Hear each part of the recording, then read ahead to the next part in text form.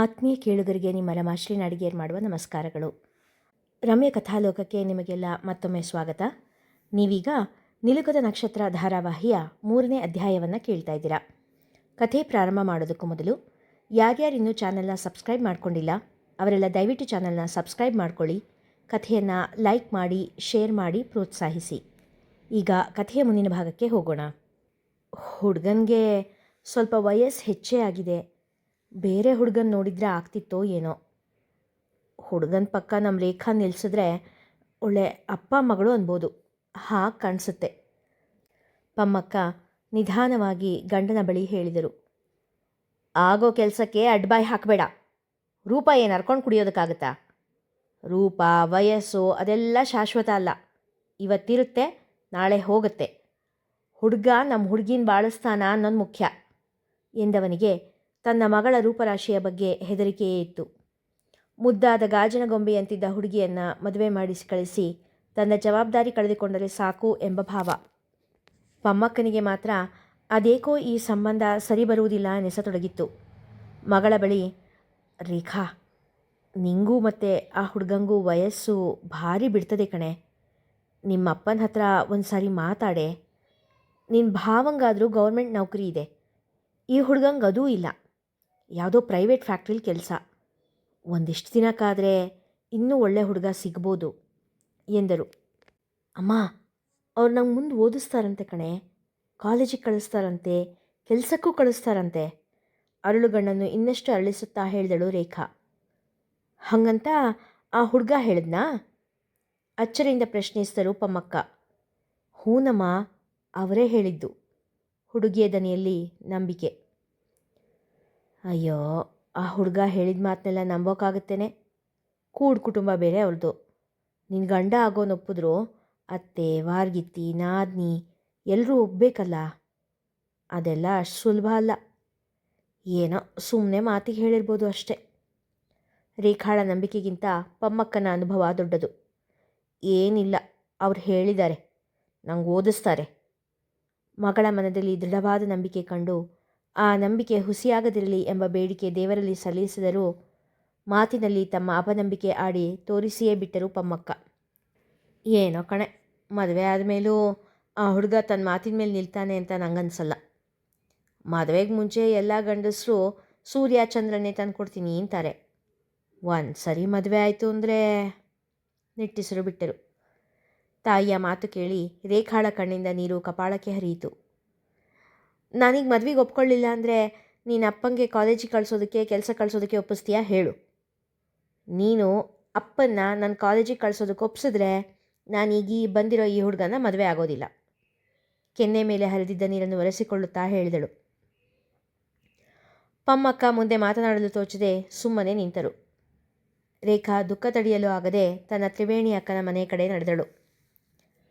ಬಾ ರೇಖಾ, ನೀನೀಗ ಇಲ್ಲಿಗೆ ಬರ್ತೀಯಾ ಅಂತ ಅಂದ್ಕೊಂಡಿದ್ದೆ. ನಿನ್ನ ಅಮ್ಮನ ಜೊತೆ ಮಾತಾಡ್ತಾ ಇದ್ದಿದ್ದು ನಂಗೆ ಕೇಳಿಸ್ತಾ ಇತ್ತು. ರೇಖಾ, ನಿಮ್ಮಮ್ಮ ಹೇಳೋದ್ರಲ್ಲೂ ಸತ್ಯ ಇದೆ ಅಲ್ವಾ? ಹುಡುಗನಿಗೆ ಸ್ವಲ್ಪ ಹೆಚ್ಚು ವಯಸ್ಸಾಗಿದೆ ಅನ್ನೋ ಹಾಗೆ ಕಾಣಿಸ್ತಾನೆ. ಅಲ್ಲದೆ ಮುಂದೆ ಖಂಡಿತವಾಗಿ ನಿನ್ನನ್ನು ಓದಿಸ್ತಾನೆ ಅನ್ನೋ ಗ್ಯಾರಂಟಿ ಏನು? ಅದೂ ಅಲ್ಲದೆ ಅವನು ಯಾವುದೋ ಚಿಕ್ಕ ಕೆಲಸದಲ್ಲಿರೋದಂತೆ. ಅಕಸ್ಮಾತ್ ಆಮೇಲೆ ನಿನ್ನನ್ನು ಓದಿಸೋಕ್ಕಾಗೋದಿಲ್ಲ ಅಂದ್ಬಿಟ್ರೆ ಮುಂದೆ ಇನ್ನೂ ಅನುಕೂಲ ಆಗಿರೋಂಥ ಸಂಬಂಧಗಳು ಬರ್ಬೋದು.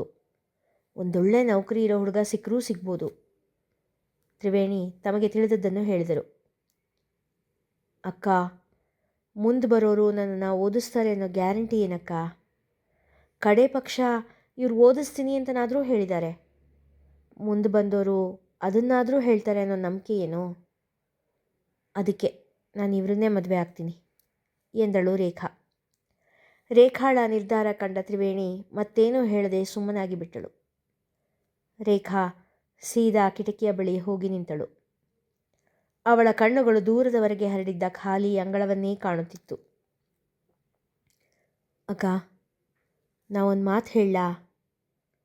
ನನಗೆ ಈ ಮನೆಯಿಂದ, ಅಪ್ಪನಿಂದ ದೂರ ಹೋಗಬೇಕಾಗಿದೆ.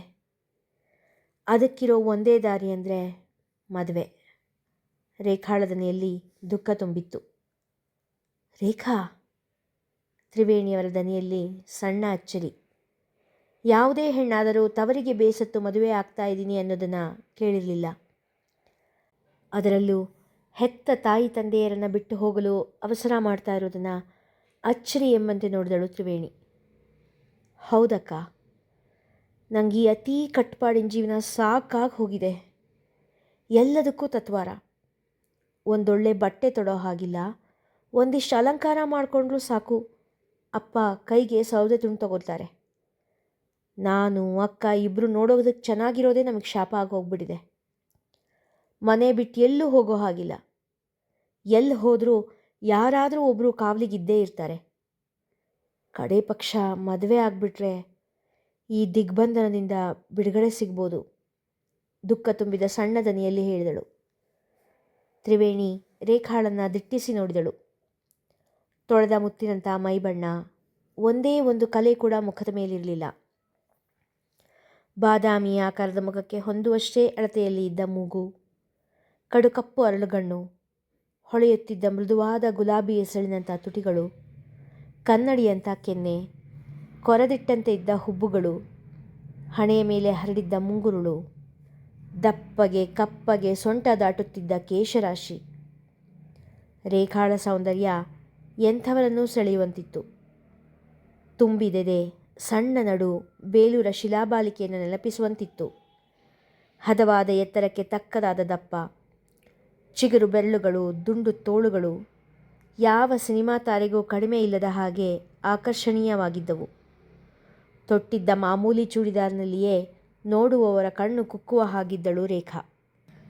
ತ್ರಿವೇಣಿ ರೇಖಾಳ ಮುಂದಲೇ ಸವರುತ್ತಾ, ನಿನ್ನಪ್ಪ ಹೇಳೋದು ನಿನ್ನ ಒಳ್ಳೆಯದಕ್ಕೆ ಅಲ್ವಾ ರೇಖಾ?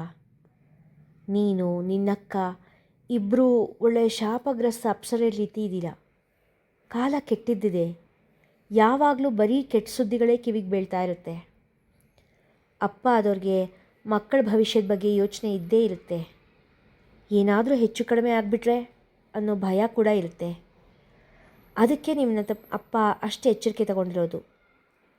ನೀನಿನ್ನೂ ಚಿಕ್ಕೋಳು, ನಿನಗೆ ಇದೆಲ್ಲ ಅರ್ಥ ಆಗೋದಿಲ್ಲ. ಸಣ್ಣ ನಿಟ್ಟುಸಿರು ಹೊರ ಬಂದಿತು.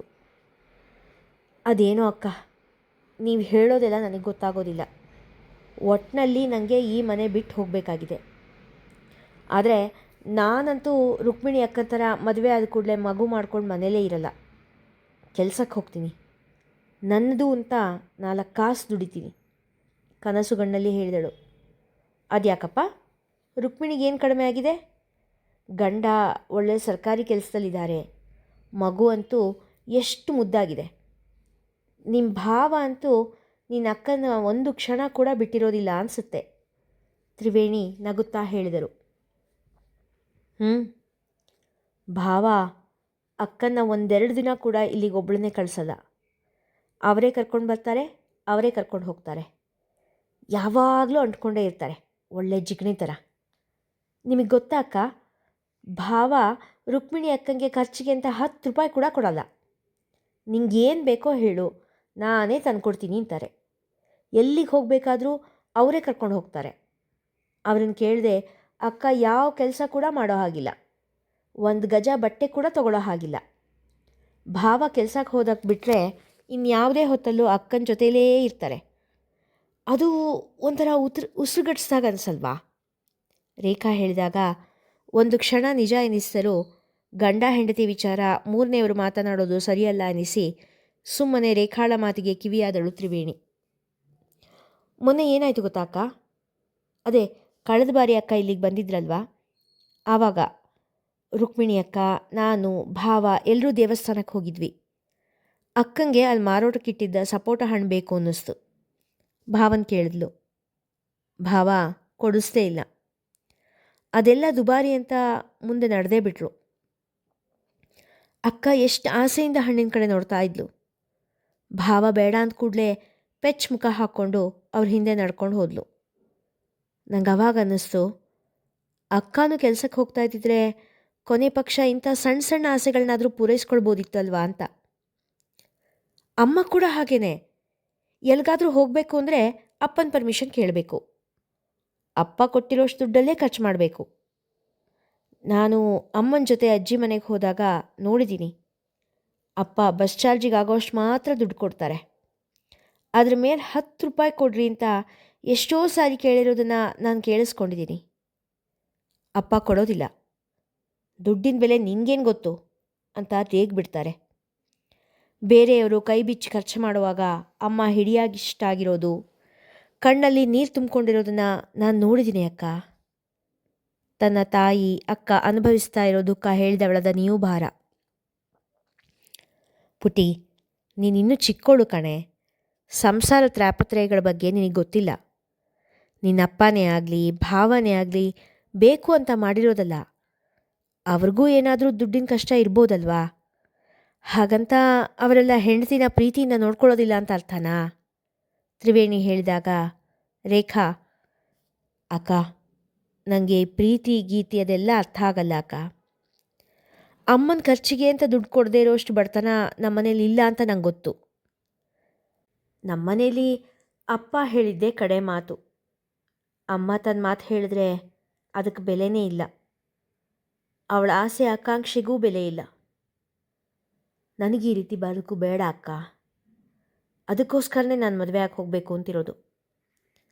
ಮದುವೆ ಆದಮೇಲೆ ಕೆಲಸ ಮಾಡಬೇಕು. ನಂದು ಅಂತ 1-2 ಕಾಸಾದರೂ ದುಡಿಬೇಕು. ಹಾಗೆ ಕೆಲಸ ಮಾಡಬೇಕು ಅಂದರೆ ಓದಬೇಕು. ಅಪ್ಪ ಅಂತೂ ಖಂಡಿತ ಓದಿಸೋದಿಲ್ಲ, ಕೆಲಸಕ್ಕೂ ಕಳಿಸೋದಿಲ್ಲ. ಅದಕ್ಕೆ ನಾನು ಇದೇ ಹುಡುಗನ ಮದುವೆ ಆಗ್ತೀನಿ. ನಿಶ್ಚಯದಲ್ಲಿ ನುಡಿದಳು ರೇಖಾ. ಇಲ್ಲಿಗೆ ಇಂದಿನ ಸಂಚಿಕೆ ಮುಗಿಯಿತು. ಮುಂದಿನ ಕಥೆ ಮುಂದಿನ ಸಂಚಿಕೆಯಲ್ಲಿ. ಕಥೆ ಇಷ್ಟವಾಗಿದ್ದರೆ ಹೆಚ್ಚು ಜನರಿಗೆ ಶೇರ್ ಮಾಡಿ, ಕಥೆಯನ್ನು ಲೈಕ್ ಮಾಡಿ, ಹಾಗೆ ಕಾಮೆಂಟ್ ಸೆಕ್ಷನ್ನಲ್ಲಿ ನಿಮ್ಮ ಅಭಿಪ್ರಾಯ ತಿಳಿಸಿ ಪ್ರೋತ್ಸಾಹಿಸಿ. ಧನ್ಯವಾದಗಳು.